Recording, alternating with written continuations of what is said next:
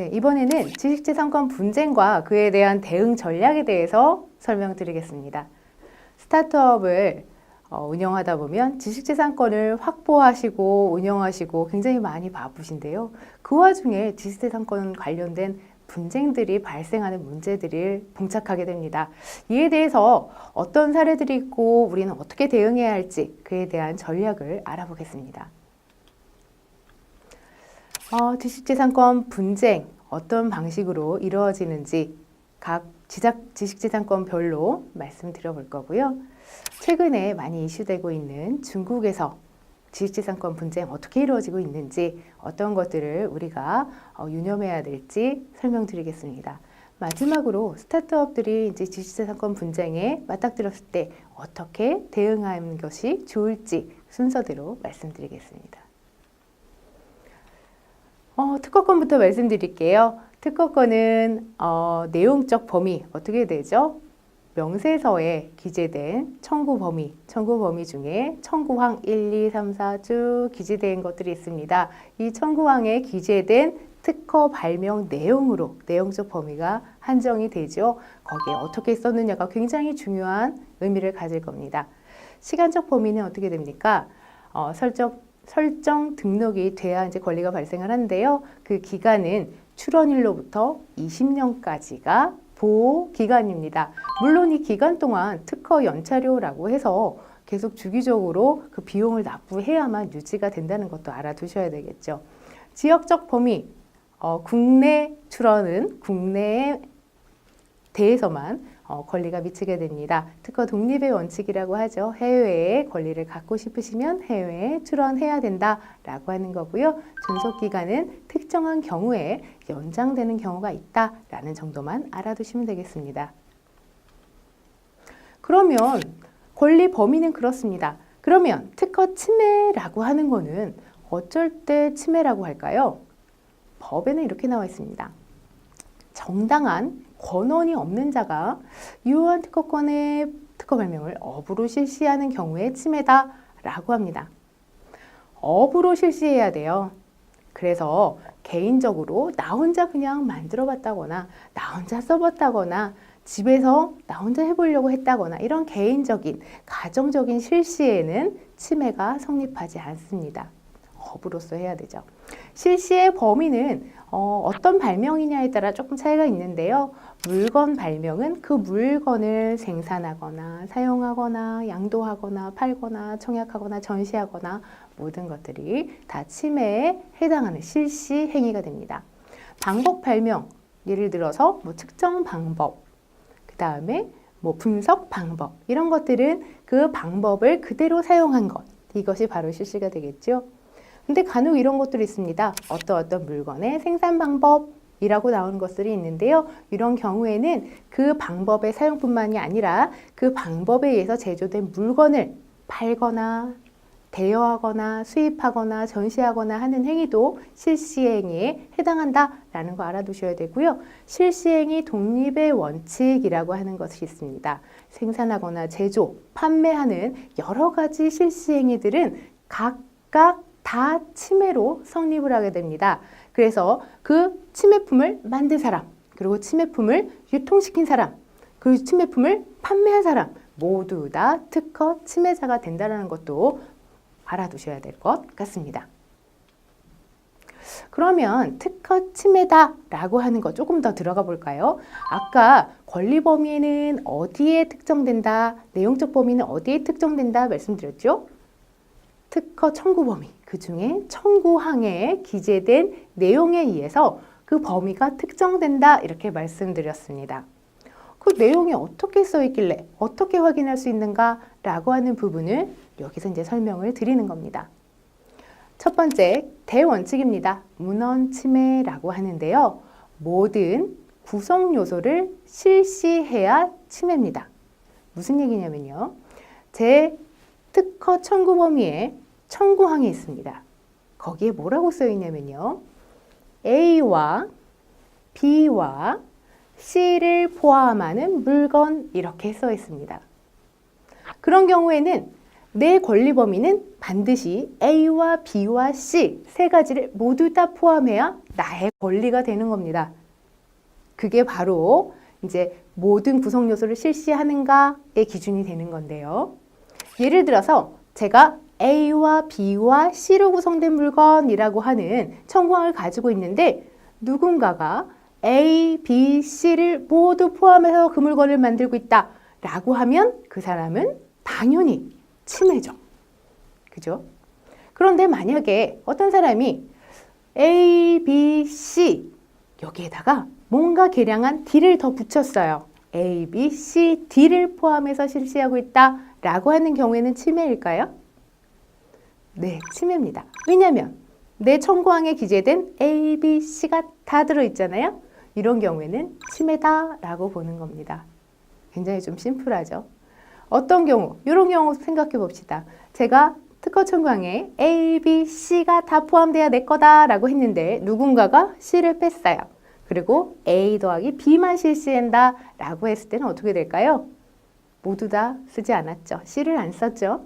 이런 경우에는 침해가 아닙니다. 굉장히 명확하죠? 제 청구 범위에 요소가 많으면 많을수록 어떻게 써요?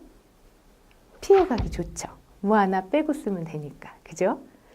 그래서 반대로 나한테 누가 시비를 걸었어요. 너 내 특허 침해했잖아 라고 얘기할 때 당황하지 마시고 그 청구항을 한번 꼼꼼히 보십시오.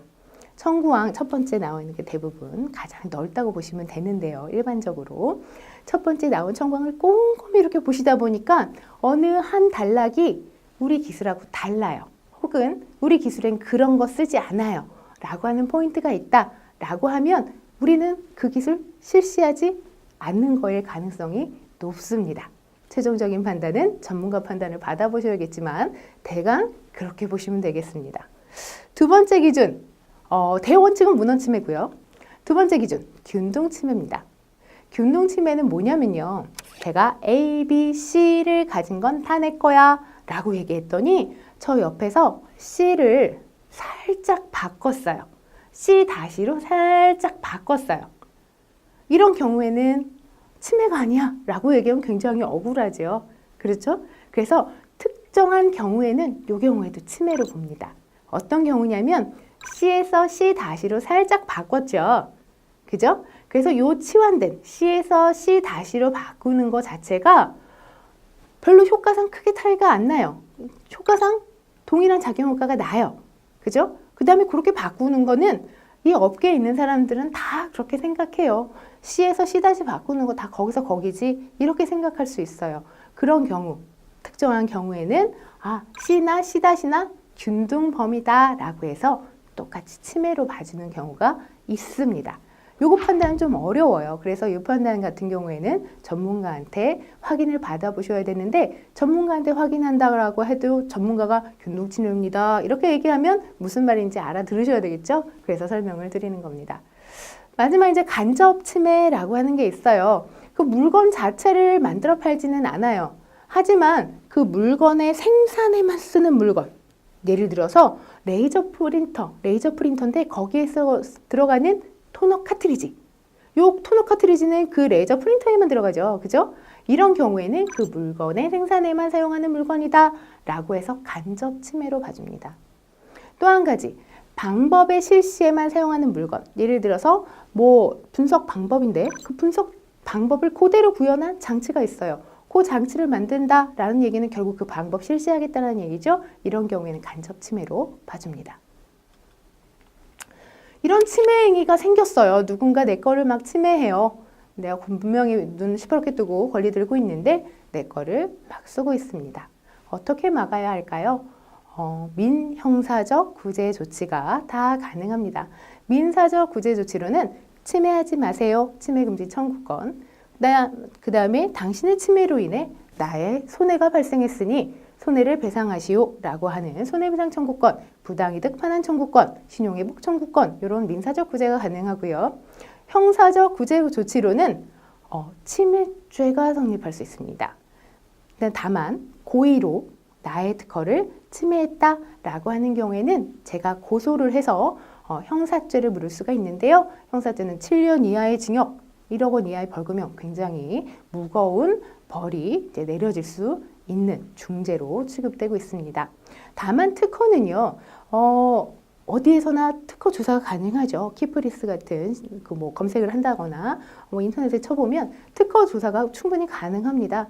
그래서 타인의 특허권을 침해한 자는 그 침해 행위에 대해서 과실이 있다라고 추정합니다.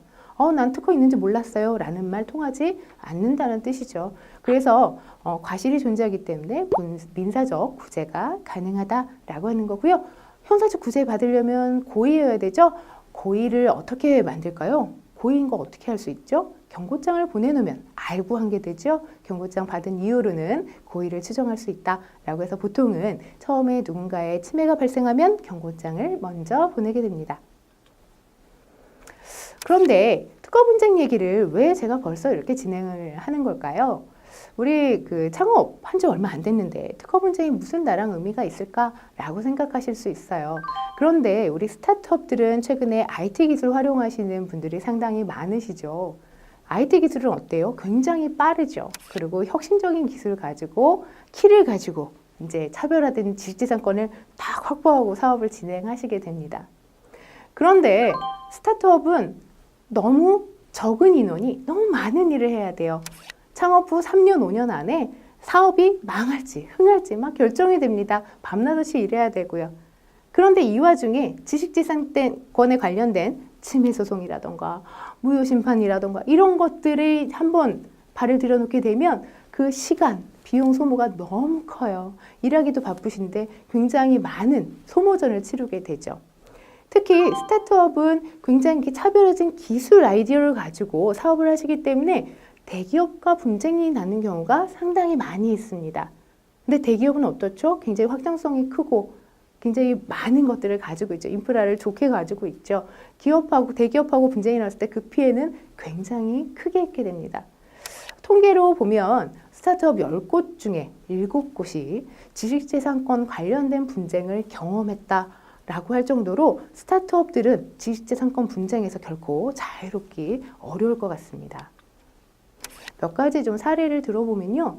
홈페이지 제작 서비스를 운영하는 네오패드라는 업체가 있었습니다. 2009년 11월에 이제 소상공인 대상으로 홈페이지를 만들어주는 모바일 홈페이지를 만들어주는 이런 기술을 개발해서 출원도 하고요. 이걸 기반으로 이제 사업을 쭉 진행을 해왔었는데 네이버에서 2015년에 4월에 이제 모두라고 하는 유사한 서비스를 출시하게 됐죠. 이에 대해서 네오패드가 이제 침해 금지 손해배상 소송을 청구했고 이 반대 입장에서는 보통 어떻게 대응을 하죠? 난 내 권리를 당신이 침해했어요 라고 공격을 받는 순간 뭐라고 하냐면 당신의 권리는 권리로서 의미가 없습니다. 그러니까 무효돼야 돼요 라고 하는 무효심판을 보통은 걸게 되어 있습니다. 네이버에서 당연히 무효심판을 걸었죠. 그래서 이렇게 굉장히 대기업 네이버라고 하면 굉장히 큰 대기업인데 이 대기업과 이제 분쟁이 휘말리면서 굉장히 좀 사업에 충실해야 할 이제 스타트업이 굉장히 좀 힘들어지는 이런 상황을 겪고 있고요.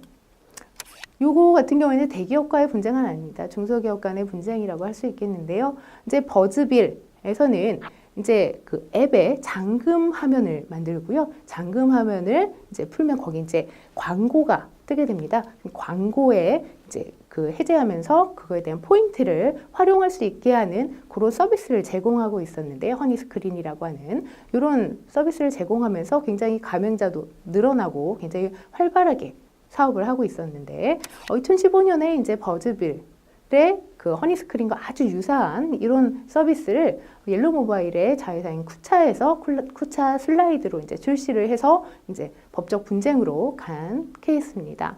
물론 앞의 케이스와 마찬가지로 버즈빌에서 쿠차 슬라이드, 쿠차에 대해서 특허권 침해 금지, 침해하지 마라. 그리고 손해배상에 대해서 손해배상을 해라. 라고 이제 소송을 걸었는데 이에 대해서 마찬가지로 쿠차 슬라이드도 이제 무효심판을 걸었던 케이스입니다. 이건 마찬가지로 아까 처음에 봤던 케이스처럼 중소기업과 대기업 간에 어떻게 보면 많이 사회적 논란이 됐던 그런 케이스인데요. 파킹 클라우드라고 하는 회사에서 아이파킹이라고 하는 주차장 차량 번호 인식 기술을 가지고 있었습니다. 그래서 전국 주차장 업주하고 계약을 해가지고 그 주변에 가까운 주차장을 추천해주고요. 운전자는 신용카드 사전 등록해서 그냥 차량 번호만 자동으로 인식해서 주차요금 결제할 수 있는 이런 편한 시스템을 가지고 아이파킹이라고 하는 앱을 출시했었는데, 그리고 뭐 원활하게 이제 활동을 하고 있었는데, 카카오에서 이거는 이제 파킹 클라우드 측의 이야기입니다. 15년에 이제 카카오의 투자제에 따라서 자료를 공급했는데, 그러고 났더니 카카오는 파킹 클라우드의 경쟁사를 인수하면서 자기네 그 카카오 T에 그 서비스를 탑재했더라라고 하는 걸로 이제 문제를 삼고 있는 그런 케이스입니다. 그래서 중소기업, 특히 이제 스타트업, 뭔가 차별화된 기술 가지고 가고 있는 이런 스타트업 같은 경우에는 본인의 기술을 지식재산권으로 탄탄하게 보호해 놓지 않으면 언제 어디서건 이런 위협들을 계속 접하게 된다라고 하는 것들을 조금 알아볼 수 있습니다. 이번엔 디자인입니다. 특허도 상당히 많은 분쟁이 일어나지만 디자인권도 최근에 디자인권이 많이 중시되면서 디자인권 분쟁도 많이 일어나고 있습니다. 디자인권은 효력이 어떻게 되는지 한번 볼까요? 디자인권을 가진 사람은 업으로서 등록 디자인 또는 이거랑 유사한 디자인을 실시할 수 있어요. 언제까지? 출원일로부터 20년 동안 그 권리를 독점할 수 있습니다. 디자인 분쟁 사례라고 하긴 좀 그런데요. 이건 이제 조셉의 그 도마입니다. 이렇게 접혀지는 도마인데요. 그냥 사용했을 때는 쭉 펴져서 그 야채 등을 이렇게 썰 수 있게 되어 있고요. 냄비에 넣을 때는 이렇게 모아져서 냄비에 잘 쏟아 부어질 수 있게 만들어진 특이한 이렇게 도마 구조인데요. 이게 실제 제품으로도 나왔고 실제 권리로도 디자인권을 받아 놓은 상태였습니다. 그런데 국내에 유사 업체가 이거는 비슷한 기술을 가지고 디자인권 출원을 했죠. 그래서 이 디자인권은 기존에 공시되어 있는 조셉의 그 도마 디자인과 너무 유사하다라고 해서 무효시켰던 케이스입니다. 두 번째는 많이 보셨을 거예요. 이제 제과점 가면 많이 보실 수 있는 케이스인데요.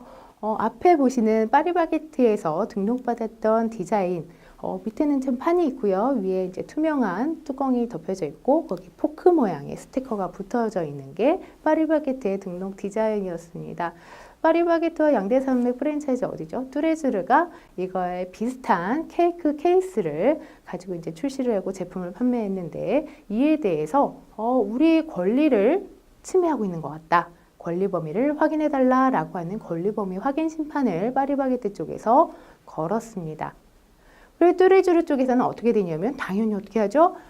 당신의 디자인은 무효 사유가 있습니다 라고 무효 심판을 걸었습니다. 무효 심판의 이유로 뭘 들었냐면요, 파리바게트가 출원하기 전에 블로그에 관련된 사진들을 막 게재를 했던 사실을 찾아냈어요. 그래서 이 파리바게트의 등록 디자인, 이거는 그 디자인이 출원되기 전에 이미 블로그에 다 알려진 디자인이다, 신규하지 않은 디자인이었다 라고 해서 무효가 됐던 케이스입니다. 지금 이거 다 사용하고 있죠. 이번엔 상표권입니다. 상표권의 효력 그리고 그 침해는 어떻게 되는지 좀 보겠습니다. 상표권은요, 등록 상표의 상표권자는 그 지정된 상품, 그죠? 혹은 서비스에 대해서 그 상표를 독점적으로 사용해야 됩니다. 유사한 거 안 되고요. 동일한 형태로 사용해야 됩니다. 언제까지 쓸 수 있냐면 등록된 날부터 10년, 그리고 10년 되기 전에 갱신하면 계속 10년씩 계속 갱신하면서 영구적으로 쓸 수 있습니다. 상표권의 침해는요, 헷갈리게 쓰면 안 됩니다. 아까 말씀드렸죠. 상표권은요, 소비자의 혼동을 방지하는 데 아주 큰 목적이 있습니다. 그래서 상표권의 침해는 무단으로 누구 허락받지 않고요. 타인의 등록 상표와 동일하거나 혹은 유사한 상표를 그 지정 상품과 유사한 혹은 동일한 상품에 사용하는 것, 이게 바로 침해입니다. 그러면 분쟁 사례 한번 살펴볼까요? 간단한 몇 가지 분쟁 사례가 있는데요. 다이소, 굉장히 저가의 물건들을 싸게 파는 그런 상점으로 많이 알려져 있죠. 전국에 많은 상점을 갖고 있고요.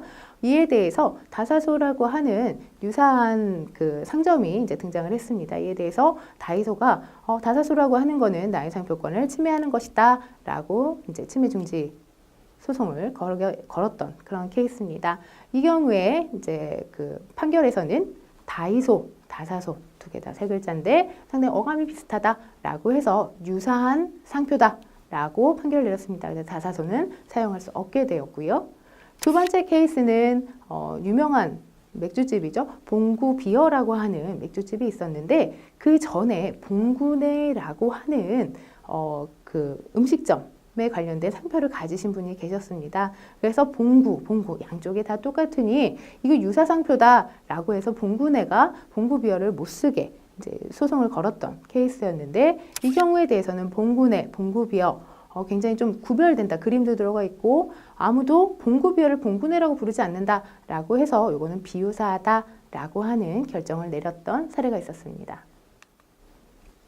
이거는 좀 특이한 사례라 여기 같이 넣어봤는데요. 일단 직방, 다방 어떤 앱들이죠? 이제 부동산 중개 앱들이죠. 각각의 굉장히 고객군을 확보하고 활발하게 활동하고 있는 양대산맥이라고 할 수가 있는데요. 직방, 다방 각각의 상표를 가지고 있습니다. 다만 문제는 어디서 발생을 했냐면요. 다방은 2014년 2월에 영문 다방에 대해서 광고업, 부동산 금융업 이런 서비스업을 대상으로 상표 출원을 했습니다. 그런데 뭐에 대해서 하느냐면 모바일 앱, 전자통신 분야에 대해서는 상품 지정을 하지 않았었어요. 이걸 알고 이제 직방에서는 2014년 5월에 다방, 본인의 앱 이름이 아니죠. 경쟁사의 앱 이름입니다. 다방의 이름으로 상표 출원을 해서 등록을 받았어요. 뭐에 대해서 받았냐면 전자통신, 모바일 앱에 대해서 등록을 받았습니다. 등록받은 이후에 어떻게 했냐면 직방이 다방에게 다방이라고 하는 모바일 앱에 대한 상표권은 나에게 있으니 다방은 상표권 침해하지 마라, 쓰지 마라 라고 가처분 소송을 냈습니다. 다방 입장에서는 굉장히 억울하죠. 자기네 앱의 이름인데 직방이 받아서 우리한테 쓰지 말라고 하니 굉장히 억울한 상황이었을 겁니다. 무효 심판을 걸었고요.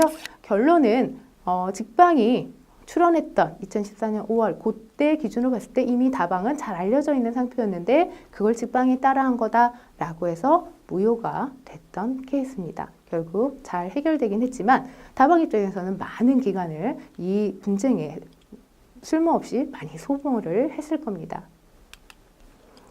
이건 좀 특이한 사례입니다. 루이비통, 우리가 잘 알고 있는 가방, 지갑에 대한 명품 브랜드 이름이죠.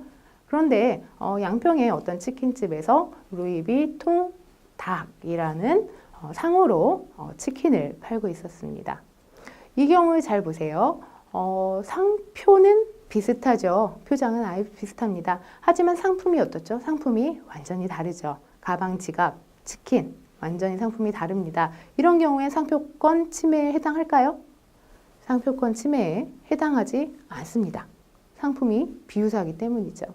이런 경우에 뭐가 문제가 되냐면요. 아주 저명한 상표의 명성을 훼손시키거나 따라해서 문제가 되는 경우에는 부정경쟁방지법 위반이 됩니다. 이 경우에는 부정경쟁방지법 위반이라고 이제 판결을 받아서 쓰지 말아라 라고 이제 권고를 받았는데 이후에 간판을 변경한 것이 루이비통 닭. 크게 달라지지 않았죠. 그래서 이에 대해서 손해배상을 물었던 케이스가 있었습니다.